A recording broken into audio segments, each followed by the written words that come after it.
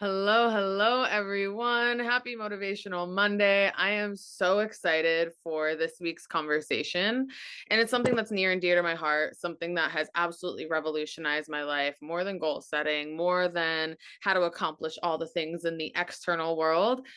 For me, my greatest transformation and my greatest evolution has come from learning how to navigate my emotions, learning how to speak about them, even learning what I'm feeling. And most people don't necessarily have that gift or that ability. So, having this conversation is really important to me because we are emotional creatures and we are social creatures. So we feel a lot and we're meant to be around other people. But a lot of times, what happens is we love to see vulnerability in others, but we think that it's a weakness within ourselves. So we'll be diving into Brené Brown's work, and we're going to be diving into what she teaches in the book Atlas of the Heart. You guys have heard me speak about Atlas of the Heart, but drop 111 in the chat if you've actually read Atlas of the Heart before or even after I've mentioned it quite a few times, or if you know Brené Brown's work or anything along those lines. I'm really curious. We're going to be diving in. And I asked you guys last week what you wanted to talk about, and the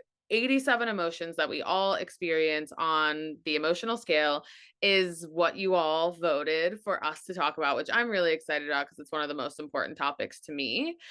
However, there's no way that I could express the 87 emotions within one 15 to 20-minute call. So we're going to be doing a series throughout the entire month, basically around emotional intelligence and the language of emotions and how to navigate through situations easier in our lives. Again, Motivational Monday is meant to be this space where you are able to have these conversations that bop around in your head, not only today and not only during this conversation, but hopefully throughout your weeks. And hopefully this compounds over months. And hopefully the conversations that we're having start impacting your life in a positive way. Because most of the things I'm teaching you are things that I've actually put in place and are ways that I've seen my own change and my own evolution. So before we get started, I have some notes to pull up and some things to share on the screen. So while I'm doing that, I would love to hear in the chat maybe like one or two words to describe how you are feeling today or how your week went or something along those lines. And again, not everything has to be positive. We go through a whole entire range of emotions as human beings. So wherever you're at and whatever you're going through is absolutely more than enough. I'm going to get my screen pulled up. Stressed and anxious, rested. I'm feeling raw personally. I am going through a lot of personal things, and I have really wonderful people in my life who tell me the real and raw truth, and where I can ask them and be like, hey, I know this is what I need, even if it's not what I want to hear. So I'm feeling raw, and I'm feeling stripped, and my heart hurts, and that is okay. We're feeling rested, we're feeling hopeful, we're needing more time on things. So maybe we're feeling a little stressed or overwhelmed, tired, busy. Okay, cool. Well, there's this beautiful book that Brené Brown wrote, and she is a phenomenal shame and vulnerability researcher. She does grounded theory research, which is based on the stories that people tell and the lived experiences that people live. So when she's doing her research, she's not only gathering information, she's also gathering stories and insights and vulnerable moments and all of this other feedback that tells the true story of the lives that we live. And the book is in my other room, or else I would show it to you, but I'll show it to you all next week. So we're talking about Atlas of the Heart by Brené Brown. Lovely. Oh my goodness, there's so much to say. So the first thing I'm going to do is share my screen so we can do a little bit of diving into the 87 human emotions and experiences that we all navigate. We have 87 human emotions. The way that Brené Brown wrote the book, Atlas of the Heart, is it's labeled in the ways that you see these categories. Places we go when things are uncertain or too much. Places we go when we compare. Places we go when we fall short. Places we go to self-assess. So this book, it really is an atlas of the heart. You get to have an understanding of where you're at, maybe on a larger scale, like, oh my gosh, something didn't go as planned. But maybe you don't know the deeper feelings of what you're actually feeling, because most humans are only able to identify three emotions: happiness, sadness, and anger. And the problem with that is, when we start, and we'll come back to this 87 emotions chart in just a moment, but when we start diving into emotions, what you'll see is that language shows us that naming an experience doesn't give the experience more power. It gives us the power of understanding and meaning. Drop 222 in the chat if you have ever been going through a really big thing in your life and you didn't know what you were actually feeling. You just know that you felt it so deeply and you didn't necessarily know what to do with it. I've spent a lot of my life there. I'm a very emotional person, in the ways of, I get like these big waves of emotion and then I have to process them. But the only way I've been able to process them is because I actually have the language to name what I'm going through, which means that I have an awareness of where I'm at and what I'm going through, and then I can move through it. So before that, I was a very avoidant person. I was not an emotionally expressive person. I was very much stuck in my ego and thought that everything was good, and very much lived in happiness, sadness, and anger. So when we look at the 87 human emotions and experiences, there's a lot that we experience that we don't even necessarily have the words for, whether it's the difference between humiliation or embarrassment, or learning what betrayal actually looks like versus hurt or lovelessness. And the book is set up in this really beautiful way where it gives us the ability to read through all of the different categories of emotions and be like, oh, that's where I am. And she helps us navigate through it. So Brené Brown is one of my favorites. You'll always hear about her. But there were a few emotions that I felt like were really important for us to dive into before we dive into some of the deeper ones. And today we are going to be talking about shame, vulnerability, and avoidance. I feel like those are kind of the core of how we feel emotionally. And if you can drop in the chat which one of those is maybe what you default to: shame or vulnerability or avoidance. I default to vulnerability, but I also still, even as I get into more vulnerable, deeper layers, default to avoidance, especially if I'm living in fantasy and especially if I'm living in denial, because a lot of the times it's really easy to be in denial and to let things continue on the way that they were, but that is not necessarily great. So we're going to talk about vulnerability first, because vulnerability is the gateway to opening up all of our emotions and getting clear on where we're at and what we're doing and where we're going and what we're feeling. And then we'll dive into shame and how that shuts us down. And then we will close out with avoidance. And then we'll be done. So we have maybe like 5 to 10 minutes left, and we'll just drop right in. Vulnerability is the emotions that we experience during times of uncertainty, risk, and emotional exposure. And if you feel called to share in the chat, you can drop in times in your life that you've ever been called to be vulnerable, or times in your life where you have failed to be vulnerable. I'm in a place in my life where I'm navigating a personal relationship that is requiring me to be so much more vulnerable than I've ever been. And it is really scary, because there's so much uncertainty, there's so much risk, and that emotional exposure of having to sit there and be like, this is how I really feel, and this is what I'm really going through, is feels even more painful than what I'm actually going through. But the liberation that you get from vulnerability is so huge. And vulnerability, something that Brené Brown says, is that it's not a weakness. It's our greatest measure of courage.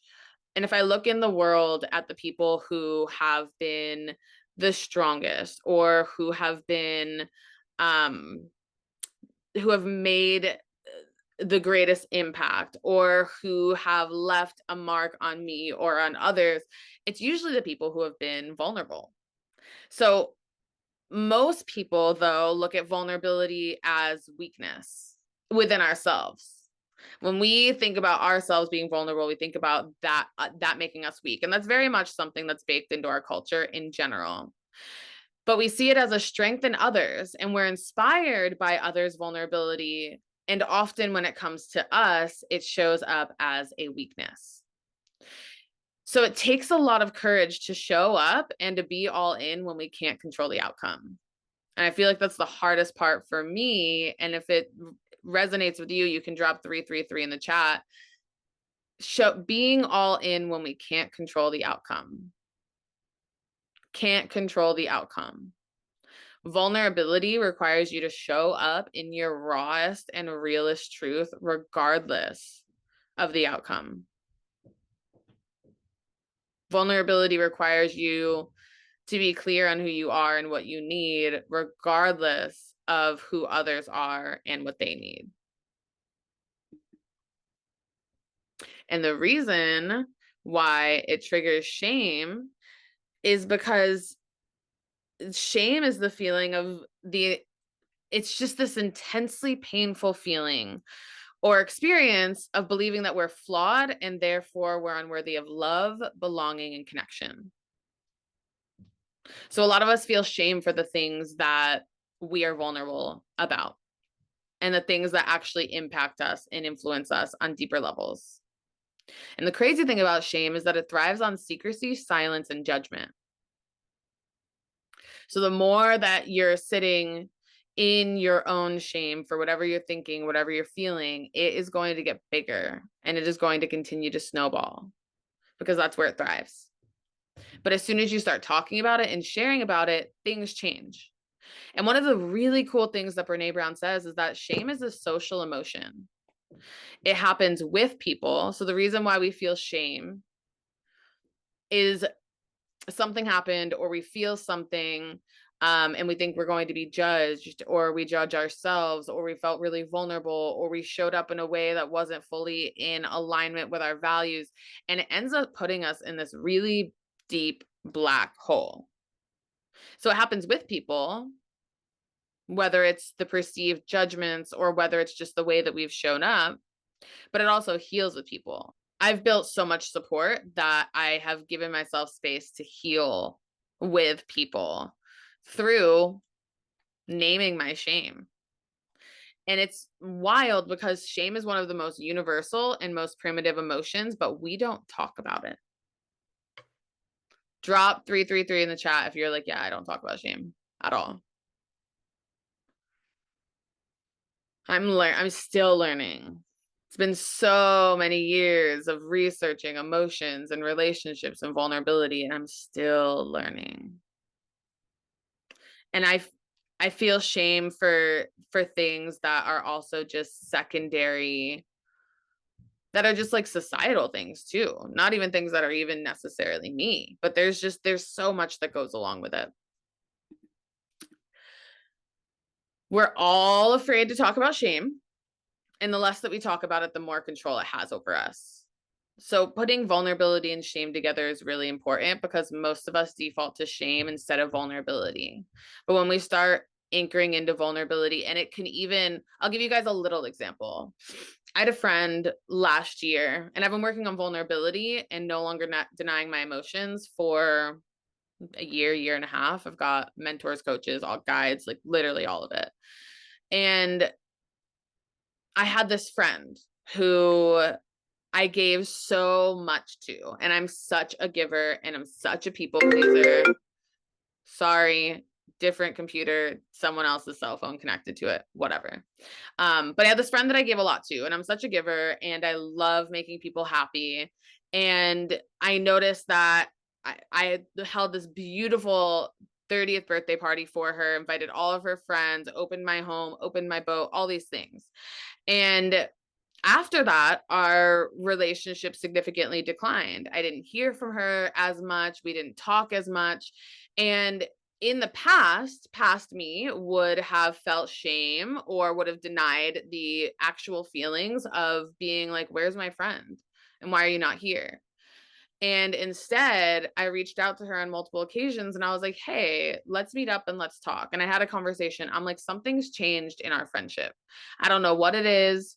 If there's a way that you need me to show up, if there's something that you need from me, please communicate your needs and I'll let you know if I can accommodate them. But something's very obviously changed. And she couldn't get to the bottom of it. We also had another conversation. She couldn't get to the bottom of it. The end of the conversation ended up just being her not really taking accountability, which is fine. But instead of just writing her off in the beginning of all of this and being like, oh, she's not talking to me, I'm done. Instead, I showed up and I showed up vulnerably and I was like, I love you and I don't need you to be anything that you're not. And I don't need you to want me to be in your life. If things are shifting, that's perfectly fine. But sitting there, looking her straight in her eyes and having that conversation was so much harder than cutting her off. But it was so much more fulfilling to let someone know that I cared about them. And because I care about them, they are hurting me and they're impacting me. And I wanted them to know because I cared about our relationship more than I cared about my need to protect myself emotionally when I'm already really emotionally open with this person in a lot of other ways. So that's how vulnerability played into that. And it was a huge lesson of, okay, I can be open. I can express my emotions. I can't control the outcome. Her and I are not friends currently. And that's fine. And the outcome didn't matter as much as expressing myself did. And we're going to dive into avoidance real quick. And then this Motivational Monday is done. So, avoidance is our second coping strategy for anxiety. I'm not going to tell you the first one. We'll probably talk about that later on, but it is a coping strategy for anxiety. And what we do is it's crazy. We spend a lot of energy zigzagging around and away from the thing that feels like it's consuming us. So we're ready. Drop 444 in the chat if you know that feeling. I do. When I'm avoiding something, it's consuming me. I've got another relationship that I'm having a little bit of a struggle with right now. And I just didn't have the emotional capacity to deal with it this weekend. And it's been consuming me. The thought of it has been consuming me. I have spent hours thinking about it when really the conversation's maybe going to take 15, 20 minutes and it's going to be fine. But it has literally consumed me and it has increased my anxiety for the conversation. And I've had to remind myself that I am a woman of action, that I am vulnerable, that I have high emotional intelligence and I have a high emotional quotient and I can have this conversation and it's going to be good and everything's going to work out fine the way that it always does. But because I'm already in avoidance, it's becoming so much bigger than it actually really is. Like it's maybe this big and it's going to be like a 20-minute conversation about respect, but it just feels so much bigger than it needs to be because I'm avoiding it. Like Dr. Harriet Lerner says this quote. She says, you want to feel comfortable, so you avoid doing or saying the thing that will evoke fear or other difficult emotions. Avoidance will make you feel less vulnerable in the short run, but it will never make you feel less afraid. So the avoidance is this fear of being vulnerable. But in the end, it's going to create more anxiety and it's not going to make us less afraid of that. And it's your courage to acknowledge yourself and your needs and your deepest expression that's going to open you up more than avoiding anything ever will. And when you allow yourself to be vulnerable and when you allow yourself to express what you're experiencing during times of uncertainty, risk, and emotional exposure, you're allowing yourself to step into courage and you're allowing yourself to step into your own strengths in that way. So that is a little bit of the language of emotions. We dropped into vulnerability, we dropped into shame, we dropped into avoidance. I'm going to put the emotions back up. If there are any where you're like, "Oh my gosh, that's the one that I want to talk about next week," you can let me know.